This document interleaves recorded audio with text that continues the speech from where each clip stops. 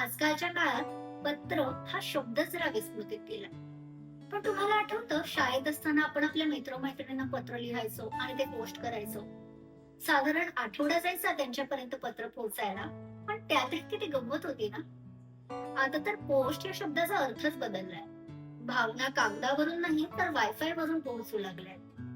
पूर्वी आपण आपल्या दूर राहणाऱ्या नातेवाईकांना, परदेशी असणाऱ्या जीवलगांना, ते अगदी प्रियकर प्रियसी एकमेकांना सुद्धा पत्र लिहायचे. पत्र हे खरं तर त्या लिहिणाऱ्याच्या मनाचा आरसा व्हायचं. भावना जर ओथंबून वाहत असतील तर ती अक्षरं घाईघाईची दिसायची. जर डोळ्यातून पाणी टपकत असेल तर कागदावरची शाई पुसट व्हायची. जर आजी आजोबा पत्र लिहित असतील तर त्यांची माया त्या थरथरणाऱ्या अक्षरातून दिसून यायची.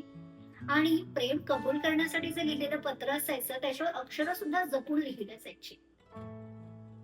खरं तर आपल्यासाठी कोणी पत्र लिहितंय, ते अगदी कागद निवडण्यापासून ते पोस्ट बॉक्स मध्ये टाकेपर्यंतचा प्रवास आपल्या माणसांसाठी हाच किती आनंददायी होता ना.